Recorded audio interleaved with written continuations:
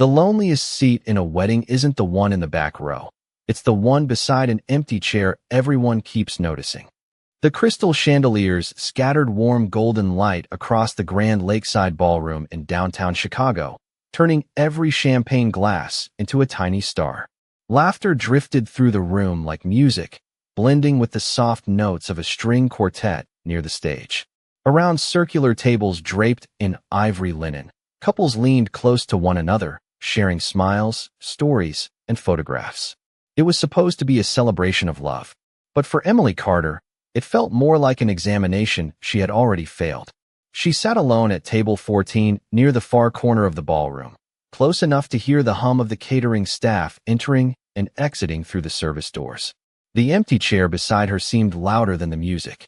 It was reserved for a guest she never had.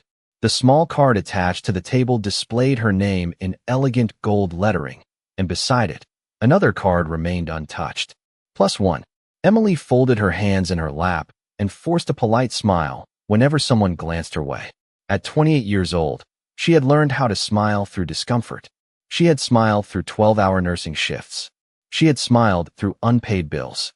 She had smiled through sleepless nights with a sick child. But tonight felt different. Tonight, every smile felt heavier. Across the ballroom, the bride and groom posed for photographs beneath an arch of white roses.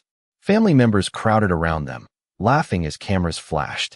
Emily watched from a distance, genuinely happy for her cousin Rebecca. She truly was. Yet happiness had a strange way of making loneliness more noticeable.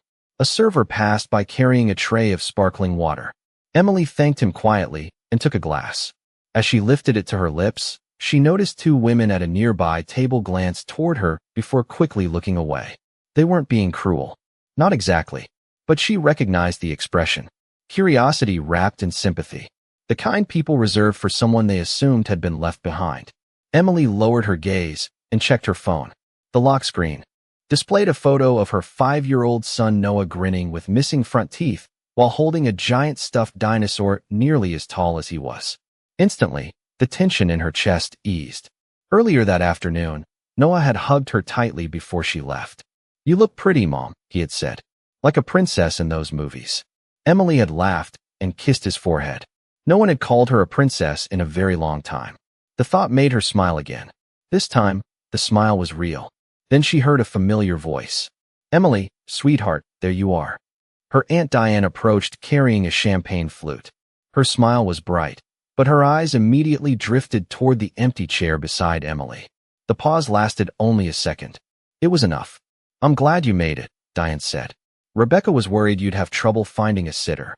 Emily nodded. "My neighbor helped out for the evening." "That's wonderful." Another pause. Another glance at the empty chair. "And no guest tonight?" Emily gently smoothed the napkin on her lap. "No, well." Diane offered a sympathetic smile. "Maybe next time." The words were harmless. Maybe even well-intended. Yet they landed with the weight of a familiar bruise. "Maybe next time." Emily had heard some version of that sentence for years. Maybe next time you'll meet someone. Maybe next time things will get easier. Maybe next time you won't have to do everything alone. Diane eventually drifted away toward another group of relatives. Emily released a breath she hadn't realized she was holding. Around her, conversations continued. Glasses clinked. Laughter rose and fell. Couples walked toward the dance floor hand in hand. Emily looked again at the empty chair beside her.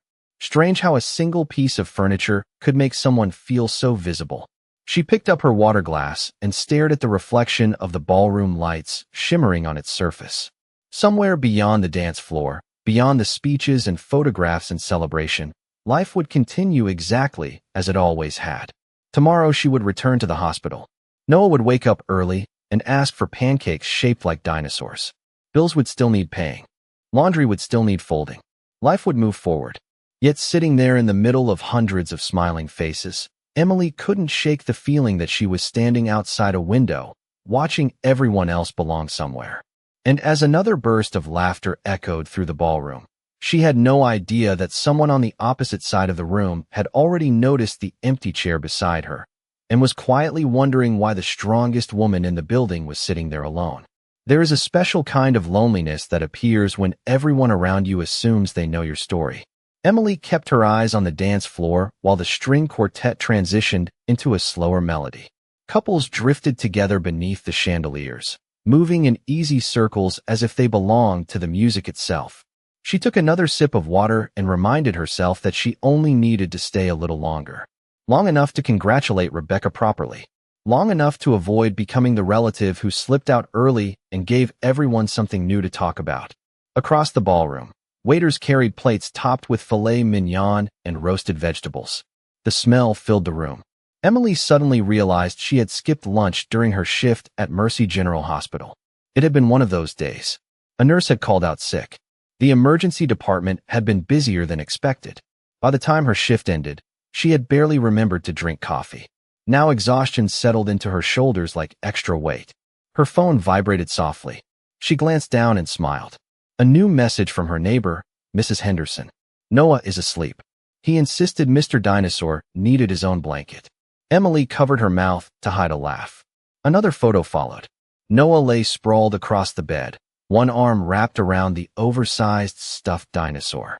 The blanket was tucked around both of them with remarkable seriousness.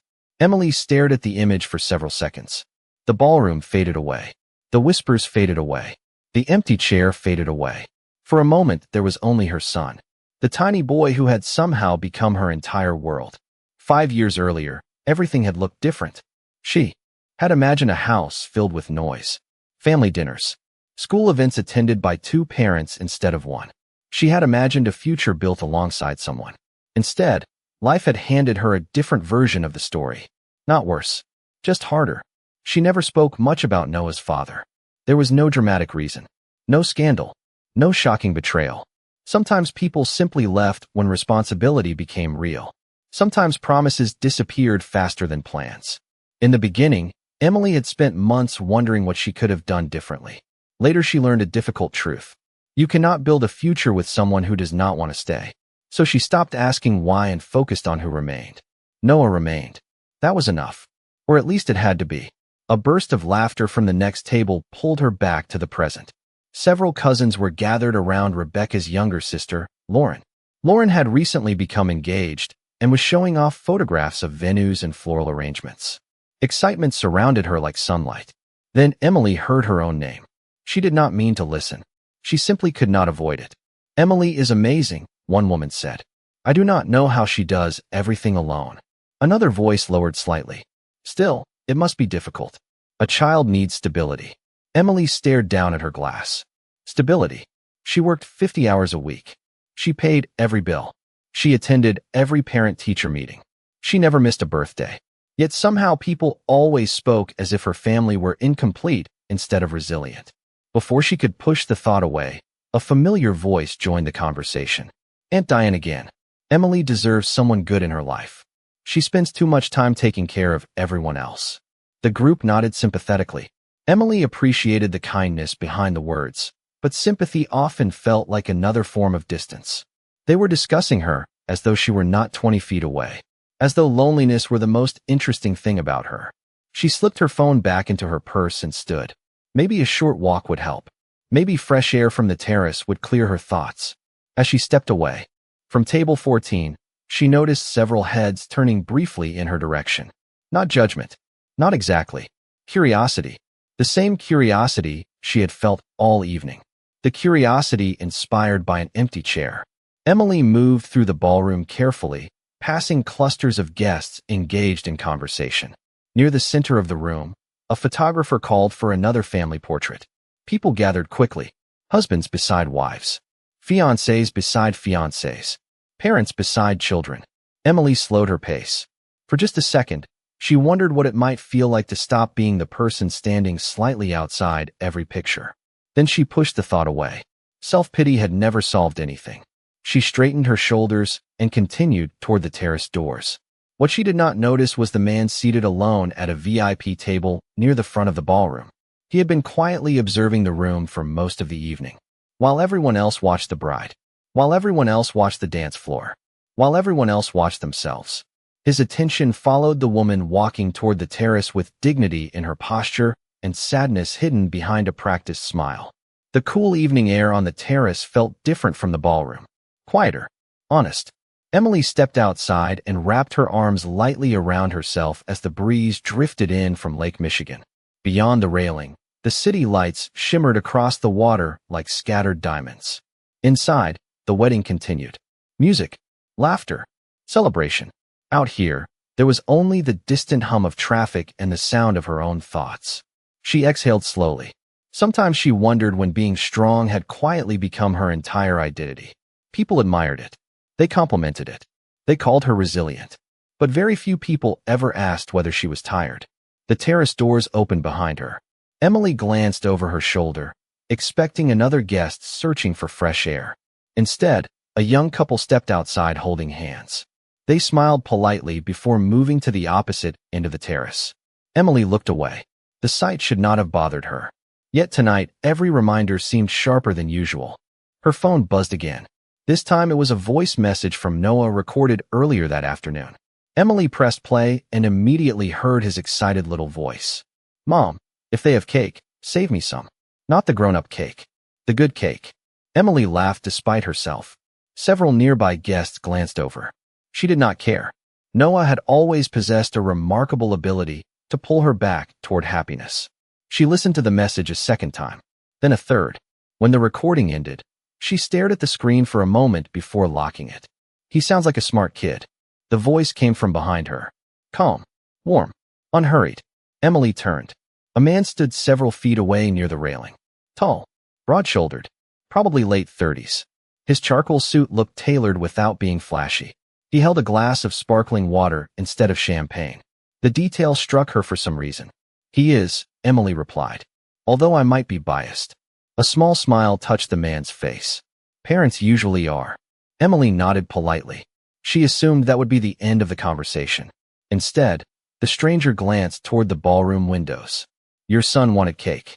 Apparently, that was the most important detail about tonight. Reasonable priority. The smile widened slightly. "Honestly, I respect it." Emily laughed again. The sound surprised even her. The stranger did not seem eager to impress anyone. He was not performing, not flirting, not trying to dominate the conversation. He simply stood there as though speaking with her were the most natural thing in the world. "You know," he said after a moment, "most people come to weddings hoping to be noticed." Emily followed his gaze toward the ballroom. "And you seem to be hoping for the opposite." The observation landed closer to the truth than she expected. Emily studied him carefully. "You have a habit of analyzing strangers? Only when they spend half the evening pretending they are fine."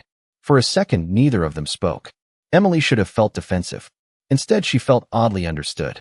The stranger took a sip of water. "For what it is worth, pretending takes a lot of energy." Emily looked down at the city. "Lights below. You have no idea." "Maybe not." His voice softened. "But I think I have a better idea than most." The terrace doors opened again. More guests spilled outside. Among them was Lauren and several cousins. Their conversation drifted across the terrace. One of them noticed Emily immediately. Heads turned. A few exchanged looks. Then Lauren spoke louder than necessary. "There you are. Everyone was wondering where you disappeared to." Emily recognized the tone. Friendly on the surface. Something else underneath. She forced a smile. "Just needed some air." Lauren's eyes shifted briefly toward the man standing beside her. Curiosity flashed across her face. "Oh." Another cousin leaned closer. "We did not realize you were out here with someone." The group exchanged quick glances. Emily felt heat creep into her cheeks. The familiar discomfort returned. The stranger noticed it instantly. His expression changed almost imperceptibly. Not irritation. Not judgment. Awareness. As though he finally understood exactly what had been happening all evening. And as the cousins continued watching from a distance, the man beside her quietly set down his glass, straightened his jacket, and made a decision. Emily watched the group of cousins standing near the terrace doors. They were not being openly rude. That was what made it so exhausting. Everything was wrapped in smiles, wrapped in politeness, wrapped in concern that somehow always felt like judgment. The stranger followed her gaze and seemed to understand immediately. He did not ask questions. He did not offer advice. Instead, he took a slow breath and said quietly, "You know, there is something interesting about people." Emily glanced at him. "What is that?" "The moment they think someone is alone, they start writing stories about them." Emily let out a small laugh. "That is surprisingly accurate. Most stories are wrong. The cousins were still watching. Lauren whispered something to the others. Emily saw several heads turn in her direction again. The familiar knot tightened in her stomach. She suddenly regretted stepping onto the terrace at all. Maybe she should leave. She could congratulate Rebecca tomorrow. Send flowers. Make an excuse. She had become very good at leaving places before discomfort had a chance to grow. The stranger seemed to read the thought on her face. You were thinking about going home. Emily looked at him in surprise. Am I that obvious? Only because I was thinking the same thing 10 minutes ago. You? He nodded toward the ballroom. Weddings are not really my natural habitat. That earned another genuine laugh from her. Then why are you here? Family obligation. That sounds familiar. For a moment, they stood together watching the city lights. Then music drifted through the open terrace doors. The wedding band had begun a new set inside. Guests were returning to the dance floor. The stranger glanced toward the ballroom and then back at Emily. Can I make a suggestion? Depends. Do not leave yet. Emily folded her arms lightly. You do not even know me. True. Then why do you care whether I stay? He considered the question before answering. Because I have spent the last hour watching a room full of people overlook someone who clearly deserves better. Emily looked away immediately. The words hit harder than she expected. Nurses became experts at caring for everyone except themselves. Mothers often did the same. Compliments felt unfamiliar.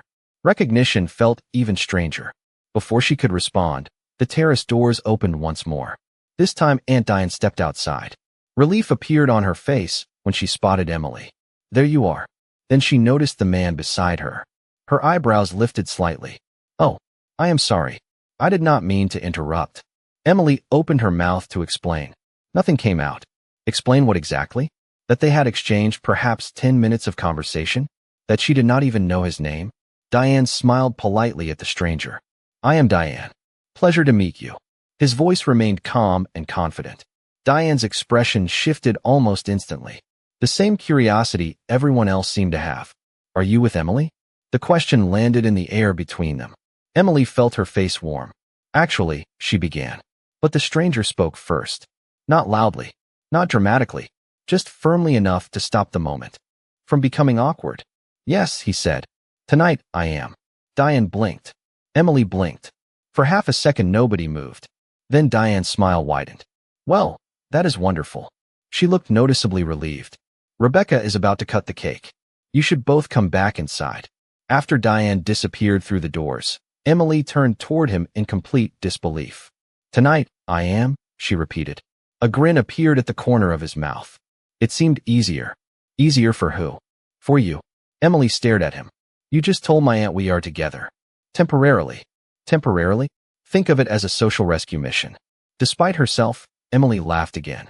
The stranger extended his hand toward the ballroom entrance.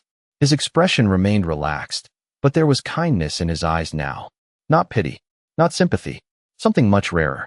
Respect. Come back inside, he said softly. Pretend you are with me for one evening. Emily looked at his hand, then at the ballroom beyond the doors, then back at him. Every sensible part of her mind said this was ridiculous. But for the first time all night, the empty chair at table 14 no longer seemed like the most important thing in the room. Emily stared at him for several seconds before finally accepting the hand he had offered. His grip was steady but gentle, and somehow that simple gesture made her feel less like she was standing alone against an entire room. Together they walked back into the ballroom. The moment they entered, Emily noticed the difference immediately. Nothing dramatic. No one stopped talking. No music paused. Yet the atmosphere shifted. People who had barely acknowledged her earlier now smiled as she passed. Relatives who had spent the evening glancing toward her empty chair suddenly seemed eager to make eye contact. It was astonishing how quickly perception changed when a person appeared to belong. The stranger guided her toward a table near the dance floor. You still do not know my name, he said. Emily laughed softly. That seems like an important detail. Ethan. Emily. Nice to meet you properly, Emily. They sat down as servers delivered slices of wedding cake. The conversation flowed more naturally than either of them expected. Ethan possessed a rare ability to listen without interrupting. When Emily spoke, he paid attention. Not the polite kind of attention people used while waiting for their turn to talk. Real attention. The kind that made a person feel visible. Within minutes, she found herself telling him about Noah. About his obsession with dinosaurs. About the science project currently occupying her dining room table. About how he insisted every pancake should resemble an animal. Ethan laughed at all the right moments. Sounds like he keeps you busy. Very busy. And happy. Emily looked down at her fork before answering. Most days, yes. Most days. She smiled knowingly. You clearly have never met a 5-year-old with unlimited energy. Ethan laughed again. The sound was warm and genuine. Around them, guests continued celebrating. The bride and groom moved from table to table. Glasses clinked. Photographers captured memories that would eventually fill family albums. Yet Emily found herself paying less attention to the wedding and more attention to the conversation unfolding beside her. For the first time all evening, she felt relaxed. Then something unexpected happened. Noah's photo appeared on her phone screen again, as a new notification arrived from Mrs. Henderson. Ethan happened to glance down at the exact moment the picture lit up. The image showed Noah missing one front tooth and proudly holding his stuffed dinosaur. Ethan's expression softened instantly. That is him. Emily nodded. That is Noah. Ethan studied the photograph for a second longer than most people would have. He looks happy. He is. You did that. Emily blinked. What? The happiness. Ethan nodded toward the picture. Children do not smile like that unless somebody loves them very well. The words settled quietly between them. Emily suddenly found herself unable to respond. She had received compliments before. People praised her work, her dedication, her patience. Nobody had ever complimented the love she gave her son. Somehow that mattered more. Across the ballroom, another round of music began. Several couples moved toward the dance floor. Emily noticed Ethan watching them briefly before turning back to her. Can I ask you something? He said. Sure. What was the best part of your day? The question caught her completely off guard. Today. Emily thought about it. Not the wedding. Not the hospital. Not the awkward conversations. Her expression softened. Noah hugged me before I left. That was the best part. Without question. Ethan smiled. Good answer. For a moment, neither of them spoke. The noise of the ballroom faded into the background. Then, from somewhere near the front of the room, a voice suddenly called out. Ethan. The reaction was immediate. Several heads turned. Conversations paused. A middle-aged man standing near the bride looked genuinely stunned. Ethan Brooks, he repeated. Emily felt the slightest change in the air around them. She looked at Ethan. For the first time that evening, he seemed almost uncomfortable. And as more guests began recognizing the name, Emily realized there was something important about the man sitting beside her that nobody had bothered to mention. The change was subtle at first. A few surprised expressions. A few whispered conversations. Then the recognition spread across the ballroom like a ripple across still water. Emily watched as guests who had ignored Ethan all evening suddenly seemed unsure whether to approach him. The middle-aged man who had spoken his name was already making his way toward their table. I knew it was you, he said as he arrived, extending his hand enthusiastically. Ethan Brooks. It has been years. Ethan stood politely and shook his hand. Good to see you, Richard. Emily remained seated, quietly observing. The interaction lasted less than a minute, but it was enough. More people noticed. More heads turned. More whispers followed. She caught fragments of conversation drifting through the room. Brooks Capital, Chicago Business Journal, real estate acquisitions, national expansion. The words meant little to her individually, but together they painted a very clear picture. Ethan was not simply another wedding guest. You did not tell me, Emily said softly once they were alone again. Ethan gave a small sigh. Tell you what, that apparently half the room knows who you are. A look of amusement crossed his face. I was enjoying the rare experience of being treated like a normal person. You are avoiding the question. He laughed quietly. Maybe a little. Emily folded her arms. So who exactly are you? Ethan leaned back in his chair. For the first time all evening, he looked slightly uncomfortable. I run an investment company. Emily raised an eyebrow. That sounds suspiciously simplified. It is. How simplified? Very. She shook her head, smiling despite herself. Ethan smiled back. My company owns and invests in businesses throughout the country. That sounds expensive. It can be. Emily stared at him for a moment. Then realization slowly settled across her face. You are wealthy. Ethan grimaced slightly. I prefer not to introduce myself that way. Because it changes conversations. Emily glanced around the ballroom. Several people were openly watching their table now. I think I am beginning to understand what you mean. Ethan followed her gaze. People become interested in different things. Like what? Titles, numbers, appearances. His expression softened. You spent almost an hour talking to me before knowing any of that. Emily laughed. To be fair, I was mostly talking about my son and dinosaur-shaped pancakes. Exactly. For a moment, neither spoke. Then Ethan nodded toward her phone resting on the table. Tell me more about Noah. The request surprised her. Most people would have wanted to discuss business, success, wealth. Instead, Ethan seemed genuinely interested in her child. Emily unlocked her phone and pulled up more photos. Noah at the zoo. Noah dressed as an astronaut for Halloween. Noah proudly holding a science fair ribbon. Ethan studied each image carefully. Not politely. Carefully. That one, he said, pointing toward a picture of Noah covered in flour. What happened there? Emily laughed. He wanted to bake cookies by himself. And the kitchen looked like a snowstorm hit it. Ethan laughed with her. The sound felt effortless. Around them, guests continued celebrating, but Emily barely noticed anymore. She found herself telling stories she rarely shared. Small stories. Ordinary stories. The kind that mattered most. Ethan listened to every word. When she finished, he looked at Noah's photo once more. You know, he said quietly, I think he is lucky. Emily blinked. Lucky? Very. Most people feel sorry for children raised by a single parent. Ethan shook his head immediately. Then most people are measuring the wrong thing. Emily looked at him carefully. And what should they measure? Ethan's eyes remained on Noah's smiling face. The amount of love in a home. The answer settled somewhere deep inside her. Before she could respond, movement near the front of the ballroom caught everyone's attention.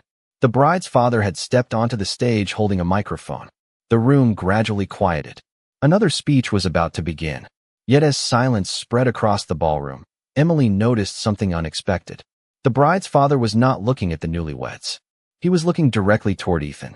The ballroom grew quiet as the bride's father adjusted the microphone. The soft clinking of silverware faded. Conversation stopped. Even the wedding band lowered their instruments. Emily glanced around the room and quickly realized she was not the only one watching Ethan. Dozens of eyes had shifted toward his table. The bride's father smiled warmly from the stage. Before we continue, he said, there is someone here tonight whom I would like to thank personally. Ethan immediately looked uncomfortable. Emily noticed it at once. It was the same expression she had seen on nurses whenever someone praised them publicly for simply doing their job. The bride's father continued. Most of you know that Rebecca and Michael recently launched their nonprofit housing initiative. Several guests nodded. What many of you do not know is that 6 months ago the project was on the verge of collapsing. Murmurs spread through the room. Funding disappeared. Partners backed out. We thought years of work were gone. He paused, then smiled toward Ethan. Until one phone call changed everything. Emily felt the room collectively lean forward. A man who had every reason to say no listened to our story. He never asked for publicity. He never asked for recognition. He simply asked one question. The bride's father laughed softly. He asked how many families would benefit if we succeeded. More whispers filled the ballroom. Ethan lowered his gaze toward the table. 3 months later, the speaker continued. The project received the support it needed. Hundreds of affordable housing units are now under construction because somebody chose people over profit. The bride's father raised his glass. Thank you, Ethan Brooks. Applause erupted throughout the room. Guests stood, some enthusiastically, some awkwardly, some with expressions that suggested they were suddenly recalculating every interaction they had ever had with him. Emily remained seated for a moment, absorbing everything she had just heard. Ethan slowly stood and offered a polite wave. Nothing more. No grand gesture. No speech. No attempt to draw attention to himself. The applause lasted nearly a minute before gradually settling. As guests returned to their seats, Emily noticed something else. The way people were looking at Ethan now was exactly the way they had looked at her earlier, only reversed. Before, she had been examined because she seemed alone. Now Ethan was being examined because he seemed important. The realization made her smile. You funded housing projects? She asked quietly once the room settled. Ethan shrugged. One project. Maybe a few more than one. Emily shook her head. You keep leaving out important details. I find life is less complicated that way. For you, maybe. Ethan laughed. Fair point. Before their conversation could continue, several guests approached the table. Business owners, community leaders, family friends. Each wanted a moment of Ethan's attention. Each suddenly seemed eager to introduce themselves. Emily watched the transformation with fascination. Earlier, she had struggled to find a place in the room. Now she sat beside the person everyone wanted access to. Yet the strangest part was Ethan's reaction. He did not seem impressed by any of it. After 10 minutes of polite conversation, he excused himself and returned to his seat. That looked exhausting, Emily said. It was. Most people would enjoy that kind of attention. Ethan glanced toward the crowd. Most people assume attention and connection are the same thing. Emily considered that. They are not. Ethan's gaze shifted to the photograph of Noah still displayed on her phone. Not even close. For a moment, neither spoke. Around them, the wedding slowly returned to normal. Music resumed. Guests drifted back toward the dance floor. Yet Emily could not stop thinking about the contrast. An entire room full of people seemed impressed by Ethan's success. But the thing she admired most was not his company, his reputation, or his wealth. It was the fact that despite all of it, he had noticed a woman sitting beside an empty chair when nobody else had bothered to look twice. And somewhere across the ballroom, several relatives who had spent the evening feeling sorry for Emily were beginning to realize they might have misunderstood her situation entirely. As the evening moved forward, the atmosphere around Emily felt entirely different. She noticed it in the way relatives suddenly stopped offering sympathetic smiles and started asking genuine questions. She noticed it in the way people who had barely acknowledged her earlier now seemed eager to include her in conversations. Yet the strangest part was that none of it mattered as much as she thought it would. A few hours earlier, she would have given anything to stop feeling invisible. Now she sat beside someone who had reminded her that her value had never depended on the room's approval. The wedding band transitioned into a slower song. Couples gathered near the center of the ballroom while the bride and groom shared another dance. Candlelight flickered across polished glass and white linen. For a brief moment, everything felt calm. Then the master of ceremonies stepped onto the stage and raised a microphone. "Ladies and gentlemen," he said with a smile, "before we close out the evening, there is one more toast." Guests turned their attention toward the front of the room. The bride's father approached again, carrying a champagne glass. "Tonight has been about love, family, and gratitude," he began. "And sometimes gratitude deserves to be expressed publicly." Emily saw Ethan shift slightly in his chair. "Oh no," he murmured. "What?" she whispered. "I think I know where this is going." The bride's father smiled toward Ethan. "There are people who walk into a room and make everyone notice their success. Then there are people who quietly change lives without expecting applause." A few guests nodded. "Tonight we have one of those people with us." Ethan rubbed a hand across his forehead. Emily fought back a smile. "You really do not enjoy this, do you?" "Not even a little." The bride's father continued speaking. He talked about community projects, scholarship programs, families helped through difficult times. Every story seemed to reveal another piece of Ethan's character. Yet the more Emily listened, the more she noticed something important. None of the stories focused on money. They focused on people. Teachers, children, single parents, veterans, neighbors, human beings. Finally, the speaker lifted his glass. "Success is easy to admire. Character is much harder to find. Tonight, I would like to recognize someone whose character has impacted countless lives." Applause filled the room once again. Guests stood. Ethan looked genuinely uncomfortable. Then something unexpected happened. The bride's father glanced across the ballroom and added, "But there is another person I met tonight who reminded me of something equally important." The room gradually quieted. Emily felt a sudden knot form in her stomach. "Courage does not always look dramatic," he said. "Sometimes courage looks like showing up every day for someone who depends on you. Sometimes it looks like sacrifice nobody sees. Sometimes it looks like a parent who refuses to quit." His eyes settled on Emily. So did everyone else's. Emily froze. A single mother raising a wonderful little boy deserves recognition too.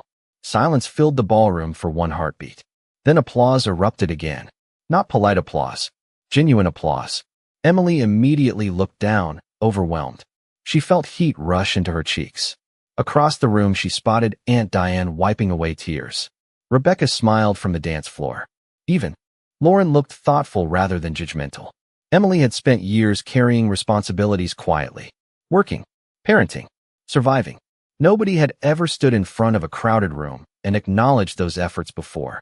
She blinked rapidly and laughed through the emotion threatening to surface. Beside her, Ethan leaned closer and spoke softly enough that only she could hear. See? Emily shook her head. See what? His smile was warm.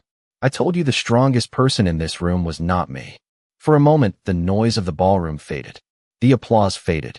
The attention faded. All Emily could think about was Noah asleep at home beneath his dinosaur blanket. Every difficult day, every early morning, every sacrifice suddenly felt a little lighter. And as the applause slowly settled and guests returned to their seats, Emily realized something important. The most meaningful part of the evening was not that people finally saw her. It was that for the first time in a very long while, she had started seeing herself the way her son already did. 2 weeks later, a bright Saturday afternoon settled over Lincoln Park. Children raced across open fields while parents watched from shaded benches beneath tall maple trees. The city skyline rose in the distance, softened by the warm summer sunlight. Emily sat on a blanket near the edge of the grass with a paperback novel resting unopened in her lap. Every few seconds, she looked up and smiled.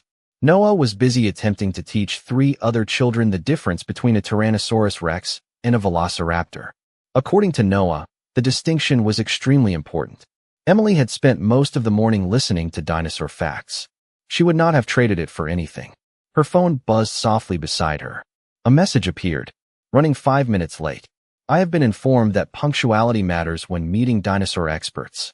Emily laughed before typing a reply. Noah takes these appointments very seriously. Less than 10 minutes later, she spotted Ethan walking across the park carrying something long over his shoulder. Noah noticed him at exactly the same moment. Mom, he shouted. It is him. The little boy immediately took off running. Ethan barely had time to lower what he was carrying before Noah reached him. You came, Noah said. I said I would. Ethan smiled. And I brought something. He revealed a large red kite decorated with the image of a soaring eagle. Noah's eyes widened as though he had just discovered buried treasure. That is amazing. Ethan crouched slightly. Do you think a dinosaur expert can help me fly it? Noah nodded with complete confidence. Absolutely.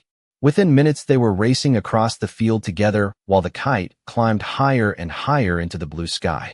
Emily watched from the blanket.